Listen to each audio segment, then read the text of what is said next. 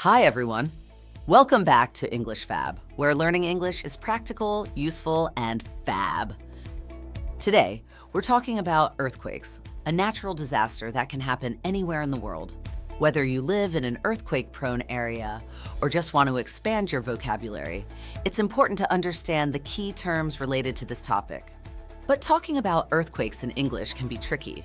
There are scientific words, safety instructions, and even emergency-related vocabulary that can be confusing. That's why in today's lesson, we're going to break it all down for you. We'll go over essential vocabulary related to earthquakes, including causes, effects, safety measures, and more. These words will help you understand news reports, safety guidelines, and everyday conversations about this important topic. And of course, we'll follow the vocabulary section with real-life example sentences to show you how to use these words naturally. Now, let's get started. Let's go over some essential vocabulary. 1. Causes in geological terms: seismic activity, any movement within the Earth's crust that generates earthquakes. Tectonic plates, large pieces of the Earth's crust that move and interact, causing earthquakes. Fault line, a crack in the Earth's crust where tectonic plates meet and can shift, leading to earthquakes. Epicenter, the point on the Earth's surface directly above where the earthquake originates underground. Aftershock, a smaller earthquake that follows the main shock of a larger earthquake. Tremor, a minor or less intense shaking of the ground, usually preceding or following a major earthquake. Seismic waves, the energy waves that travel through the Earth and cause shaking during an earthquake. Richter scale, a numerical scale used to measure the magnitude or strength of an earthquake. Magnitude, a measurement of the energy released during an earthquake. Subduction zone, an area where one tectonic plate moves under another, often leading to powerful earthquakes. Ground rupture, the visible breaking or displacement of the Earth's surface due to an earthquake. Plate boundary, the edges of tectonic plates where most earthquakes occur. Seismograph, a scientific instrument that detects and records seismic waves. Earth's crust, the outermost layer of the Earth, made of solid rock, where earthquakes occur. Liquefaction, a process where the shaking of the ground turns loose soil into liquid, causing buildings to sink or collapse. 2. Effects and damage. Building collapse, when structures fail and fall due to severe shaking. Landslide, the downward movement of rocks and soil triggered by an earthquake. Cracked roads, the splitting or breaking of roads due to ground movement.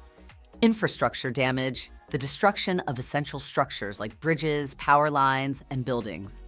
Power outage, a loss of electricity caused by earthquake damage. Fires blazes that often start due to broken gas lines or electrical issues during an earthquake. Tsunami, a massive ocean wave triggered by an underwater earthquake. Bridge failure, the structural collapse of a bridge due to shaking. Gas leaks, dangerous emissions from broken gas pipes after an earthquake. Displaced communities, people forced to leave their homes due to earthquake damage.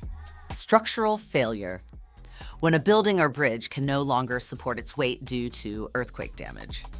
Communication breakdown, the loss of phone, internet, or emergency communication systems. Emergency response, the efforts of rescue teams, firefighters, and medical workers after an earthquake.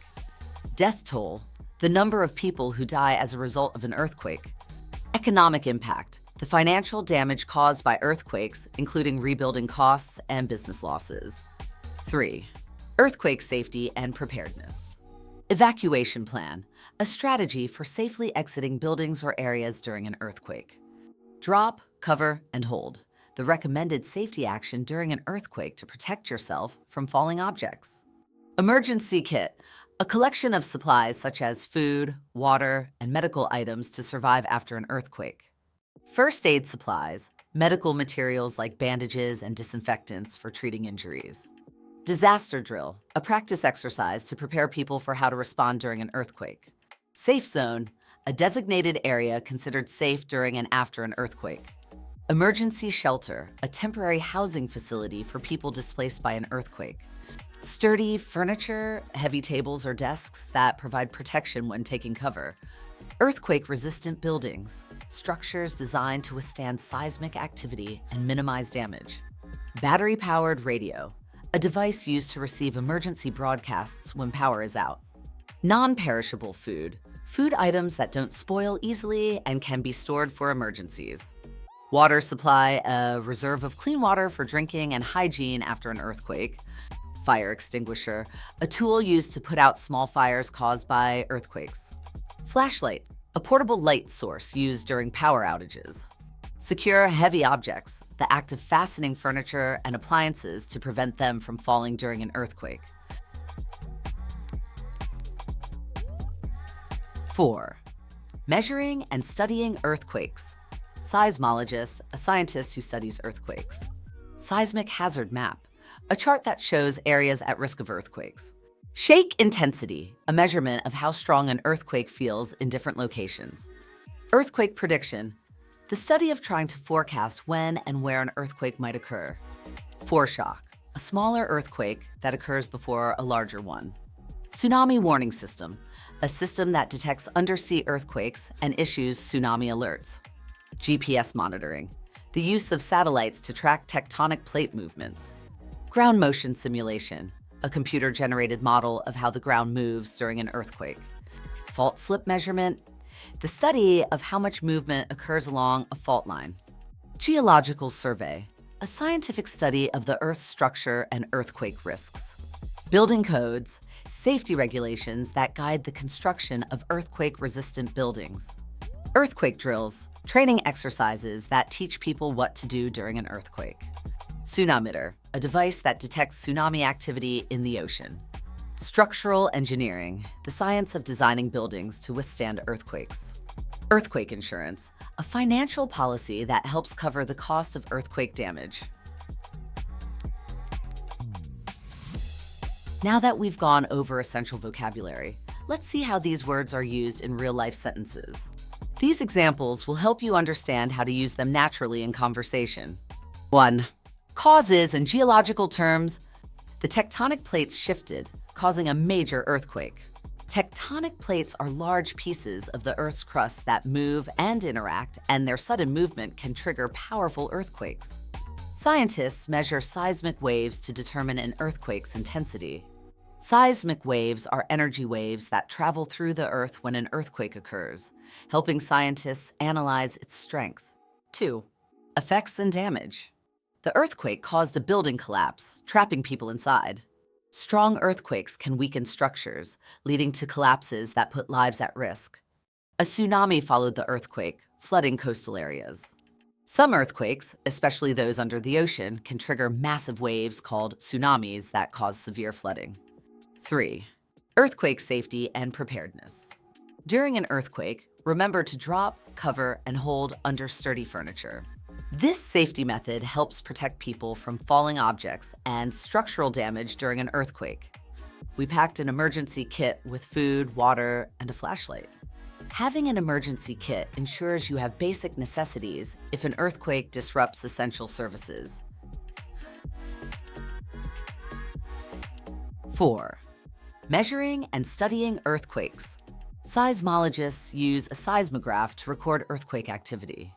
A seismograph is a tool that detects and records the movement of the ground during an earthquake. The government updated building codes to make structures more earthquake resistant. Stronger building codes ensure that new buildings can withstand earthquakes, reducing the risk of damage and casualties. That brings us to the end of today's lesson on earthquake-related vocabulary. We covered essential words related to causes, effects, safety measures, and more, along with example sentences to help you use them naturally in conversation. Understanding these words is important, whether you're discussing earthquake preparedness, reading news reports, or simply expanding your English vocabulary. Try using them in sentences, and if you ever hear them in real-life situations, you'll know exactly what they mean. Okay, thanks for watching today's lesson on English Fab. I hope you found these English tips useful and I feel more confident. Remember, practice makes perfect, so try using these phrases in your daily conversations. If you enjoyed this video, don't forget to give it a thumbs up, share it with your friends, and subscribe for more fab English lessons. Until next time, keep practicing and stay fab.